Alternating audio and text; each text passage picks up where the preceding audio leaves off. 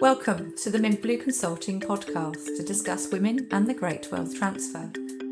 I'm Helen Clark, the founder of Mint Blue Consulting. I'm a freelance project manager and consultant, and I deliver transformational change projects and programs across the industry.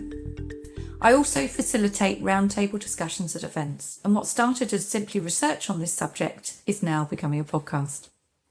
My financial advising days date back to the 1990s, so I'm really pleased to welcome three great advisors to discuss this subject: Esther Clemmy, Georgia Gebler, and Jacqueline Brown. And please, can you briefly introduce yourselves? Hi, I'm Jacqueline. I work for a independently owned company called Bespoke IFA, which is based in Crowthorne. Hi, I'm Esther. I'm a chartered financial planner and I work for a independent financial advisory firm called Integrity 365. Hi, I'm Georgia. I'm an independent, work for an independent financial planning company based in London. I'm a chartered planner and a fellow of the Chartered Institute of Insurance. Just to set the scene before we really get into the discussion, research indicates that women are set to receive nearly 60% of the wealth transfer over the coming decades. And why is this? Higher life expectancy is the obvious answer. Women typically outlive their spouses and partners by several years, meaning they are more likely to inherit the family home, pension pots, and investments. When seeking advice, women are 45% more likely than men to list inherited assets as part of their wealth makeup. And unbiased research highlights that 57% of men seeking advice plan to leave their assets to a female partner. And that's compared to only 28% of female advice seekers, again, due to longevity. Despite inheriting substantial wealth, research shows that women traditionally invest a smaller percentage of their inheritance compared to men, 26% versus 36%, instead prioritising higher spending and saving rates. And finally, according to Unbiased, 56 is the average age at which women seek advice, compared to around 58 for men. So the key conundrum or question is, will the wealth transfer, if it's going to 60% of women, actually stick or disappear? So let's come on to our first area of discussion. When women engage with advice, and the average engagement age is around 56, is this what you're actually seeing with your clients, and what kind of life events are acting as triggers? So Jacqueline, what are your thoughts around this? Well, I think for me, I find that when women come to me, quite often, sometimes they've been referred by a family solicitor, is that it's divorce that's the big trigger. So in my own experience, I find that women are, they're coming to me because they're under, they've gone through quite a big life change. They come to me at various points in that process. So sometimes they'll come to me very early on saying, literally, we've just had that discussion, or even I'm thinking of having that discussion. But for them, it's a lot to get their head around alongside the financials, alongside everything else that's going on.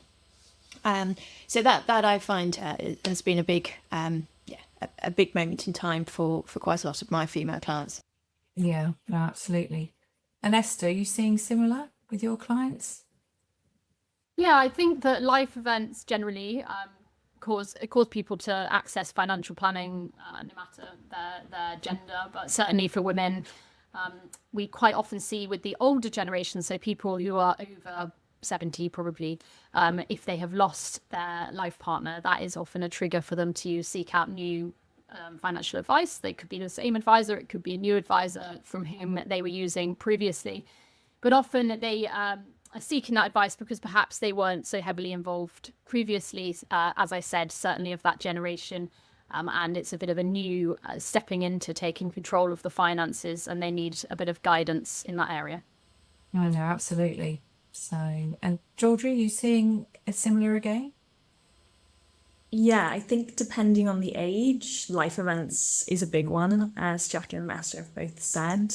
I think women face slightly different issues to men. So if we're thinking around age 56, it's the time at which women are maybe starting to think of coming to retirement or starting to kind of plan for that. They may have smaller pension pots. They may have taken more career breaks, for family time, raising children, etc.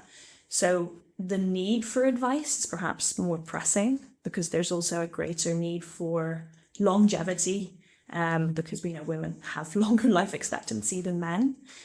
So it seems like a kind of key point in professional life, family life, maybe receiving inheritances or thinking ahead, that they think this is the kind of crunch point and the point at which, yeah, we need to start planning for the future. Yes, because I know when I was doing my financial advising years and years ago, it was predominantly men that I was dealing with. You very seldom saw women actually coming to the fore. So it shows how things have changed. Would you say your average age of your client bank is 56, or are you seeing different experiences? I think for me personally, I've taken on sort of quite a few clients, women who have sadly lost their husbands. So perhaps I have a slightly older demographic, perhaps more than say the population average of older women. I would say that when people come to see us, they, as Georgia said, sort of thinking about retiring, is they all come as couples as well. So I make a big point if the husband is the first one to approach me to say I want to speak to both of you, and make it very much a full conversation with everyone. Esther, what kind of average age are you looking at within your organisation? I think very similar, really. That kind of 55 to 65 age is probably our average demographic, and is going to vary between each advisor in terms of their target market, I suppose, and who they are working with generally. But definitely that average age approaching you on the approach to retirement at the stage where they've started to realise that it's coming up, and maybe they haven't done as much planning as they'd hoped to, because life got in the way, having children, etc., in the background. And so they're just looking for that bit of guidance in those final years of working, and then into that starting drawing down on those funds and the flipping of the switch, as they call it. Yeah, my client book trends a little bit older, I would say, probably average 70s to 80s, but starting to see a lot more younger clients, 40s and 50s, actually coming through. Part of it is kind of inheritances or stressful jobs. They worked kind of quite high functioning jobs in the city, and starting to kind of think about wanting to wind down a little bit earlier. So we're seeing a bit more of that as well. Oh, interesting. Okay. And that leads really nicely on to the generational shifts. I know that you've got younger clients as well, who are obviously younger than the average. But are you seeing younger women being more confident about the way they invest, or feeling just more exposed? Are they making different decisions around what they're planning to do? So, Georgia, would you like to start on that one? Yeah, I think younger generations are more engaged naturally. They are much more present in the conversations, getting involved in the meetings. What I've seen with my clients who are younger is typically the man, the husband, is working as the breadwinner, and so actually maybe doesn't have time to come to the meetings. So actually the woman has taken on the role of the financial decision maker, because they have the time to kind of sit down and run the household in that way. So there's definitely more engagement. There's definitely a more kind of even gender split amongst couples coming to meetings together, or definitely the women being involved in those conversations. But there's still a need for confidence to make those decisions. So our job is to help give them the confidence and kind of guide them through that. Do you find the women are empowered completely to make those decisions, or is it something that they're coming to the meetings because they have the time and then going back to reflect? I think they'll always reflect. But they do seek guidance and want to get into it and really understand what decisions they're making, the impact of it. I find those younger women very considered in their decision making. They really want to understand it. They're not rushing to make any kind of rash decisions. And they may go away and, talk to their husband about it and whatnot. but they still definitely require a certain amount of guidance, because the world that we live in now, the financial planning world, the industry, all of the regulations and everything is so much more complex. So it's not straightforward, and it does seem like a minefield to a lot of people, especially when things change so rapidly as well. Yeah, I think that's a really good point. And actually thinking, Esther, I mean, you're dealing with a lot of farming connections and the balance of where women are handling the finances on that side. Can you expand on that? Yeah, sure. So like as you say, I have a fairly large part of my client bank is agricultural, rural, and certainly in those farming communities, it's often stereotypically perhaps, but often the husband in that relationship has taken on more of the physical labor, and the wife might be doing more of the admin. Now they'll always both be doing the physical labor, but they may be in charge of the admin and the finances. So quite often I have dealt, probably more so than in a lot of other demographics, I deal a lot with couples where the male-female couples where the woman is in fact in charge of the finances and always has been, and a man is a bit more clueless. So perhaps that's a bit more different to different demographics, but I suppose it shows those different communities and how that might differ amongst different cultures, effectively. Yeah, and having farming in my background as well, and knowing quite a few people there, I'm very aware that the women are generally the bookkeepers. They're looking at how everything's been handled in that respect, while other people are obviously getting on with running farms and dealing in those rural communities. Jacqueline, are you finding the same in the wider? Yeah, I think it's interesting. I think I think if you look at the couples I deal with, I think there are quite a few women who actually do take the lead, and also perhaps are more open to, I think it's the things that Georgia was saying about understanding what investing is all about, and actually taking it on board, and actually going further up, being happy to take more, volatility with their investments long term. And that's what I find quite interesting, is that you shouldn't, when you first meet people, it's quite interesting. It could be either the woman or the man who's making the key decisions on that side. So that's what I love, is that every sort of client that you meet is different. So yeah, I think sometimes the women do take the lead more generally, even where their husband's in the higher paying job. And where do you find the risk profiling comes? Do you find that differs between men and women? Is it the same? Are women less confident when it comes to that side? So, Jacqueline, following on from what you were saying. I also find that that women, once because there's quite a lot of sort of trying to inform them, I suppose. I think people sometimes instinctively think, oh, things go up and down, I want to stay clear. But I think and that's where I feel as advisors we can give real value to people, is that we can show them the benefits of investing. And I think once women are comfortable with that, they get that concept, they are actually more adventurous and happy to take higher sort of risk in the regulatory view than their partners. Oh, that's really interesting. Do you know why they're generally happy to go higher? I mean, obviously the confidence element, but even so, you would think they'd be roughly the same then. Yeah, I think it's about information, really. It's understanding that for us, we're dealing with people's, their time horizons are extremely long. So you need, it's getting that understanding that where does growth come from? It comes from investing in companies that grow and and that's, I think women can take that sort of longer term view, and yeah, it's not everyone, but I think the women that do, who do opt for that are comfortable and understand why they're doing that. Yeah. Georgia, are you finding similar?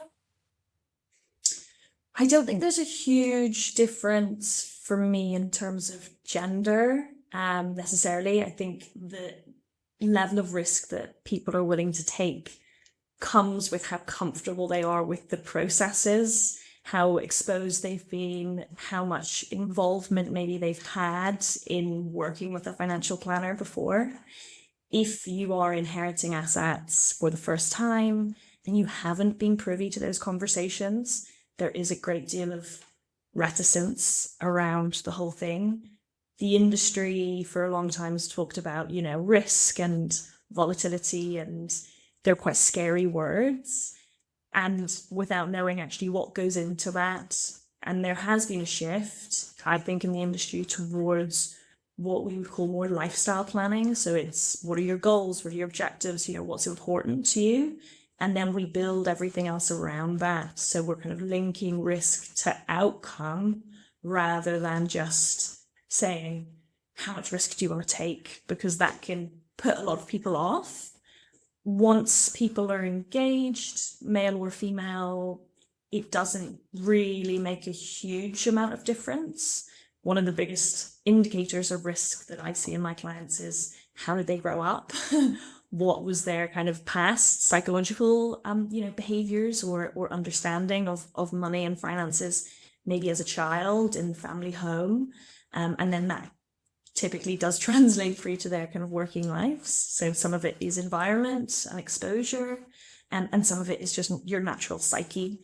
You might have a brother and a sister in the same family who grew up in the same way, but kind of take on a different perspective. So some of it is naturally inbuilt, I think. Some of it is environment, and then a lot of it, in terms of what we do, is education and understanding, being comfortable with the mechanics of it all. Yeah, and you're absolutely right. They say that people's ideas of money are formed around the age of 7. So depending on your circumstances at that time, that's what sticks. And I can remember what the circumstances were when I was that age and how that has influenced my own investing and financial approach very much. And Esther, are you seeing similar trends with the risk profiling side? Yeah, I think exactly the same. I think that women are perhaps rely sometimes a little more on that education piece before they're willing to take the leap and make investment risk. However, very much find that they are at the same level of risk as male clients. I would say, obviously, we've talked about this on an investment side of things, but our jobs go far beyond that. And one thing I think is worth mentioning is life insurance and protection, income protection that we do in critical illness. I do find that it is often easier to get through on that message and the importance of financial protection to a female client. And I think they are more likely to perhaps think about the consequences of something happening to them and how that will impact on the family. And I do think that in my experience, is another way that their view on that kind of risk is slightly different to their male colleagues. Yeah, partners is yes, and it is, because ultimately, I suppose women are thinking about, if anything happens to their partner, how are they going to be financially supported? If they're largely the caregivers and on the bringing children up, obviously they want their protection as well. One of the things I'd like to touch on briefly then is the role of financial education. So how important is that when you're dealing with female clients? So I do a lot of education with my clients. I think it's one of the most important things we actually can do as planners, rather than think a bit like what Georgia was saying before. Planning now is much more about what do we want to achieve, how are we going to get there, rather than focusing in the detail on product. And that sort of comes at the very end of the conversation. And I think the education to get to that point will have a massive influence on what decisions that individual will make at the end of your conversation, or conversations plural.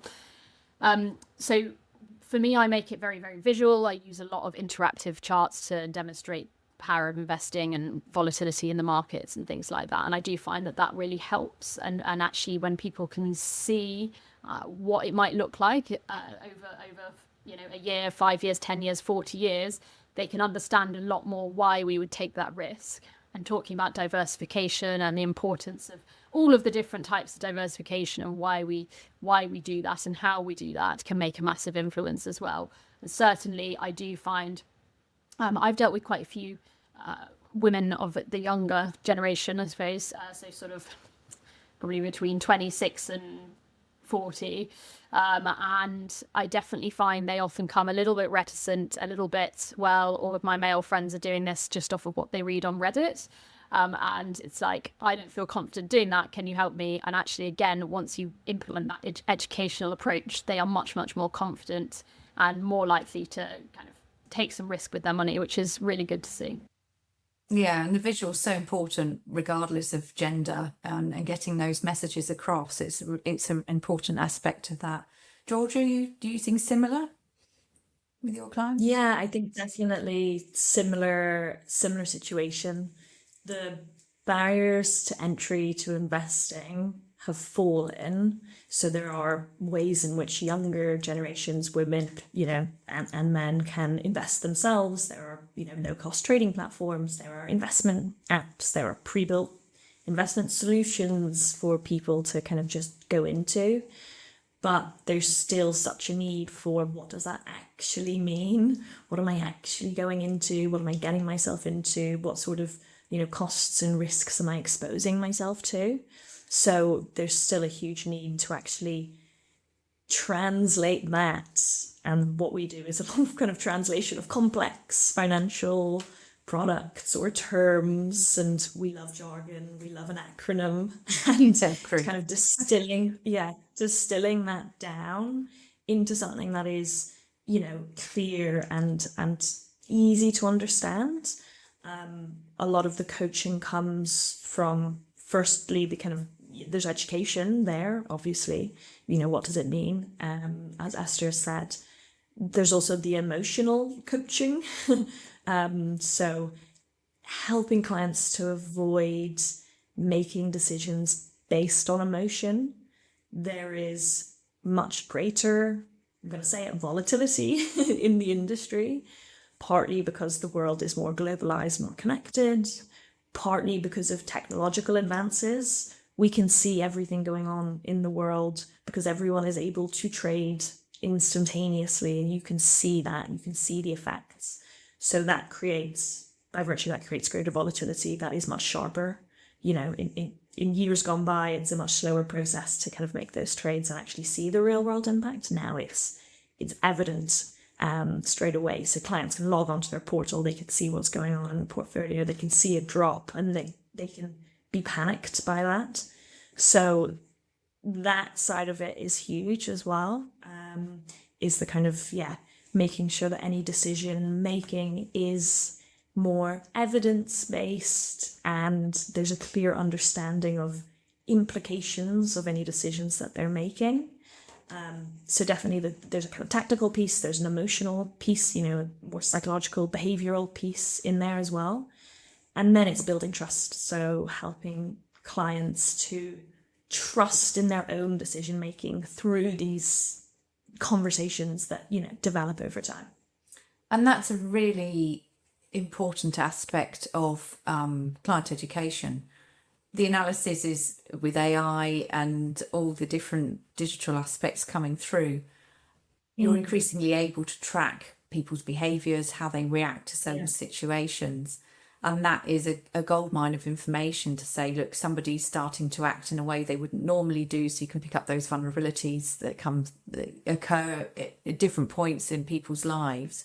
So, and that I think is going to become a growing trend as you're advising clients, which will be really good. Jacqueline, how are you finding the client financial education side? Yeah, I mean, I entirely agree with everything Georgia said. I think we battle against a lot of negative media coverage as well. So, everyone hears when the markets of billions is, wiped off share values, but not about how resilient markets have been through quite difficult periods as well, and how much growth there is. And, I know Martin Lewis is tremendous sort of public profile. And I think to be fair, I think there seems to be more of he has done some recent programs where Holly McKay, who does Boring Money, which I think is a great site for female, primarily aimed at women. About starting to make that case. I think there was an audible gasp in the studio audience when they saw how the S&P 500 performs against, the beloved cash ISA. And And I think, I think that all of that, kind of getting more of that information out. And I think the role that we as advisors, we have the opportunity with our clients to really help for them to make progress and understanding. But, there is that, it's against the backdrop of a lot of lack of knowledge amongst the wider population. Absolutely. So that leads us very nicely on to the key question. The wealth that's due to be transferring and the majority are going to be to women, do you think it will stick, or do you think it will just go in absorbed costs? So, Georgia, what are your views on this? I think it can be generational as well. I have a lot of clients who are in their 70s and have been widowed, sadly, and have been kind of inherited a great amount of wealth, some of which they kind of expected, some of it was maybe unexpected. You maybe have a kind of, your husband dying and family, so you kind of end up with a great amount that you're kind of tasked to look after at a certain point in life. I often find with those women, they feel a sense of stewardship or kind of guardianship over that money, because it's just kind of been given to them almost through a very sad event. And they don't sometimes feel empowered to spend that money, because it almost feels like they want to protect it because their partner had worked so hard to accumulate it. There's a certain level of wanting to protect their husband's hard work, ultimately. So amongst that generation of clients, and they tend to be the generation who were kind of maybe growing up, post-war, were generally more kind of frugal, not spending, didn't have the same spending habits that younger generations might have. Amongst younger generations, if we're thinking, 50s, for example, there is a greater cost to living in the world, potentially. Mortgages, childcare, university costs, which has obviously gone up hugely. That is something that may eat up some of that inheritance. The difference being what we had for the older generations was a huge amount of various economic policies like quantitative easing, etc., that meant that generation accumulated a great amount of wealth through inflated asset price growth. We may not see that with the younger generation. So you may be inheriting what was the good old days and money that was able to be accumulated in vast amounts. We may not see the same amount be kind of transferred down the generations, because it may go on, lifestyle and general costs. Yes, and it's also that difference between the generations and where the money's passed through, whether it's the next generation or down to grandchildren. I'm a trustee for Family Trust, where it's gone down to the grandchildren, and obviously the priority for them is going to be mortgages, by getting on the housing ladder. That's the main priority there. But it's interesting that women feel they want to protect the assets in that older age bracket for everything that's been accumulated over the years, and feel that security because they've been used to perhaps having somebody that's been providing for them prior to life changes. Esther? Yeah, absolutely echo a lot of what Georgia has just said there in terms of that generational shift. And you mentioned about the asset growth not being the same, but you also have, borrowing costs being much higher now, in terms of not so much in interest rates, but in terms of the amount you have to borrow to buy a house now in proportion to wages is, double, if not 3 times more than it was 40 years ago. So it has a huge impact. And I suppose, a lot of that wealth transfer might go towards property. I wouldn't be hugely surprised if it does in that sense, and providing that security of having a permanent roof over your head and no landlord can ever, turf you out in the same way as rental. And I think a lot of people are seeking that. From a female perspective, I see a lot of women inheriting, taking great stewardship over that wealth, like Georgia said, and certainly that is particularly, I would say, in that older generation, who have kind of scrimped and saved, probably a lot more so. And it's kind of, okay, I've inherited this money from whoever, what would their wishes have been. And I would say that that is often taken into account more so than what's my wishes to use with the money. It's what would they want me to do with the money. I think that with a slightly younger generation, so I think maybe under 50s, there's a lot of how can I use this to catch up with what I have missed out on through raising children. For example, a lot of women have much lower pension sizes than men, so often we'll look to kind of boost that back up and maybe put in place ISAs and other investments alongside that to kind of use towards retirement. So that's what I'm generally seeing from an inheritance side for women. Yeah, absolutely. And Jacqueline, are you seeing money transferring to the next generation down, or are you seeing it a lot of skipping generations? Yeah, and not so much skipping generations, but I think the grandparents that I do deal with, they are making provision for their grandchildren as well. So they'll contribute to junior ISAs. And they seem more relaxed actually than sometimes the parents about the fact that the junior ISA just becomes completely their own thing at 18. So that's quite interesting. So yeah, but I think with the change in pensions next year, this is going to come more into play. Potentially is having beneficiaries who are perhaps in different tax brackets and looking at the fact that the pension will be liable to its own tax, but then looking at the fact that the beneficiaries will have to pay tax on what they receive. It might make it more attractive to make more provision for the younger generations. Yes, and of course inheritance tax rolls as well, with the changes there, that's going to have an impact as well. I know the farming community has been very concerned about the changes there. That's had a huge impact. So, and that will be a subject for another podcast, I think, in the future. Yeah, because there's so much on that side as well. So, with that all in mind, what's the advisor opportunity as female advisors who are talking to both men and women, but particularly women in this instance? What's the opportunity that you see, and where is there unserved segments that could be included? So, Esther. I think the big one for me is treating every client that I see the same, and that doesn't mean that my approach to them will be the same. However, their importance is the same. So often if you have a male-female couple, it has actually been proven in studies, I can't quote the study because I don't know off the top of my head, but it has been proven that both male and female advisors are more likely to seek the eye contact of the male in the room. So when you're dealing with a male-female couple, it's been proven that there's more eye contact with the man in that relationship. So for me, it's always about being very, very intentional about the inclusion of the woman in the room, and making sure that they feel involved and educated and that they are empowered to make their own decisions. And it's not just, okay, Mr. said this, therefore Mrs. goes, yeah, I agree too, because I'm interested in what she has to say as well. So I think that's a really important bit, is that kind of bringing people in, getting them involved. There's sometimes a bit of a stereotype that it's kind of like, well, he's made all the money and I'm just here to spend it.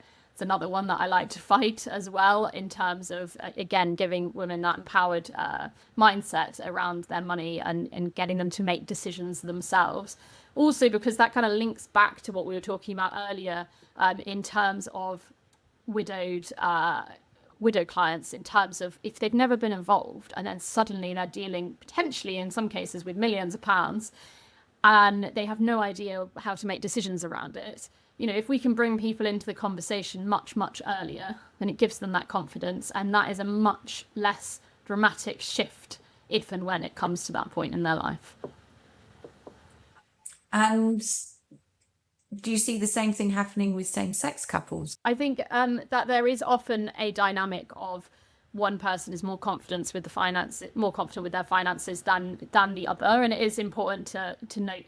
We have talked about this in quite a heteronormative way. We've talked about male, female. There are a huge number of same-sex couples in the UK, but often you will still have that dynamic of one person is the higher earner and the other person is helping raise a family, or maybe just more relaxed about their career, or whatever that is, that difference. But I think, when we've spoken previously, we talked about how few same-sex couples we maybe see as financial advisors, and why is that? particularly as between 4 and 10%, depending on what statistics you look at, between 4 and 10%, depending on what statistics you look at, of the UK is meant to be LGBT. So where are those people and why aren't they accessing financial advice? It's probably a big question from my point of view, and I don't have the answers. No, and it's not something I've heard raised in the industry to date. I'm not saying it hasn't been raised in other areas at all, but it's something that, yeah, everybody should have access to that financial advice if they want it, on that side. Thank you. Georgia. Yeah, I think kind of echoing what Esther has said, a lot may be down to representation and kind of seeing yourself in the industry. The industry up until, for a long time has been very male dominated. So, most advisors were male, most clients or most of the relationship dynamics would have been with the man. And that has definitely started to shift and will shift ever more as we start to see this great wealth transfer. Bringing people into conversations as early as possible is so key. If you are only dealing with one partner and something happens, is the other partner going to feel comfortable maintaining that relationship when they may have felt excluded from the conversation or not heard previously? So the best advice and the best advisors are people who can engage both parties, see them equally, you hear them equally, and make sure that they feel kind of equally understood in their own wants and needs, because it's not always the same. You'll often have couples with differing objectives or different priorities. And so it's making sure that you can fit both of that so that, yeah, when, the inevitable happens and someone does pass away, the other party is still going to feel comfortable maintaining that relationship with you, because it's a humongous life event that is incredibly daunting. And so having guidance through that is also really key at the same time. I'm not sure, it may feed into the, same-sex couple aspect as well, of there's just not enough representation in the industry in a space that they feel they can be heard. Yeah. And it's that start early. The earlier you start with and people come and seek financial advice and help them, it's made more readily available, the easier that transition is when life events do happen. Yeah, I think the evidence is, Helen, that there is quite a sizable chunk of women clients who move advisor after that bereavement. So I think that's building on the points that are being made, is that there isn't that relationship, bottom line, is there, for a lot of women clients. So I think this is a key area of focus, is really developing that. And I think it's drawing out, and it's quite hard sometimes for that to happen. It's not necessarily going to happen in that first couple, it's trying to, because you need it sort of initially, but it's that relationship and trust over time is really understanding what's important to them and feeling that's understood and heard and acted on. And that's something that's being discussed quite a lot across the industry, about the fact that women do seek out a different financial advisor more often than not when they've gone through a life event. I mean, obviously divorce you can understand, but even in the event, because if they haven't had the attention while they've been with the previous advisor as perhaps part of a couple, why would they stay? They want to be empowered to make those decisions in their own right. Okay, that's all really, really interesting, really helpful. So very briefly, because I'm conscious of time, the female advisor advantage, what's the advantage that you have being a female advisor? And finally, what's the one thing that you feel the industry needs to change now? I think I've had female, women saying to me, they just feel that you can get things a lot more, there's a lot of unsaid, I suppose, stuff that they feel women, a female advisor just gets them in a way that, perhaps they feel a connection that they haven't felt before. Perhaps it's the nature of the conversation we have, that I have, sort of all sorts of conversations about what's going on in my clients' lives. So I think that helps build that deeper relationship, because ultimately it's about really understanding someone, and that the financial, being too in financial, it's only part, money is basically an enabler. It's about what you want to do with it, what you want to achieve, how it meets your needs. And Yeah, I just think if I look at the relationships I have with my clients, I'm sure Esther and Georgia are the same. It's really fulfilling and satisfying to kind of get that close connection. Esther?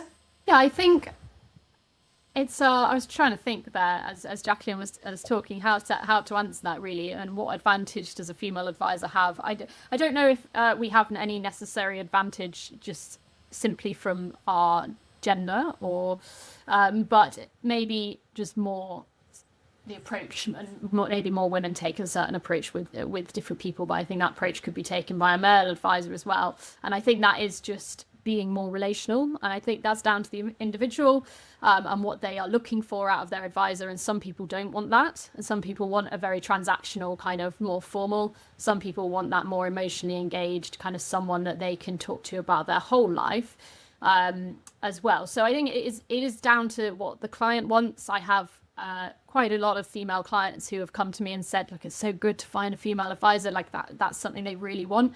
And I've had it from male clients as well, and I'm sure there are plenty out there who will seek out a male advisor. So I don't know whether it's an advantage as such over what male advisors are doing, but I guess maybe just a different approach. And I would say that's more of that deeper relational approach probably is more likely to come naturally to a female advisor. Yeah. And Georgia? Yeah, I think there tends to be a little bit more ease in which female clients can relate to female advisors. There's a shared experience, an overall shared experience, and things that I find they may be more comfortable discussing. So what happens is the depth and the quality of conversation tends to be a little bit different. And the things that I talk about with those types of clients tend to go a little bit deeper. And then that can really aid what we're doing, because the more context we have, the more background information, really getting into some of the, nitty gritty of what life's been throwing at them, means that we can actually give better advice. So the overall process becomes infinitely better because they're willing to open up more, potentially. There's a great deal of trust that we ask of our clients for them to tell us things. And I feel sometimes it can come easier when it is women wanting to speak to other women. But as Esther said, a lot of it is personality based, and we're not ruling out male advisors. So it's the way that you approach the conversation, the type of things that maybe you can pick up on. It's very subtle, it's body language, it's listening, it's probing, and being willing to probe into things that are a little bit uncomfortable, and not just wanting to kind of skip past and just get to performance. So it's not so much any major change in the industry that's needed, it's just more of what you're doing naturally, and in that financial advice being inclusive regardless, and giving more opportunity for people of both genders in different combinations of relationships to actually seek out financial advice. Brilliant, thank you. So in summary, women do engage a little bit differently. If anything, they might be more happy to take the risk, higher level as they're investing, but the wealth transfer is not guaranteed to stick. So that's something that we need to be encouraging more people to be seeking out financial advice to help them with that wealth transfer. And advice is way beyond the products themselves. The products are the vehicles to help, but it's the way in which it's communicated and the advice that's coming through now. So thank you very much, ladies. It's much appreciated. Thank you, Esther, Jacqueline and Georgia, for your input today. Thank you.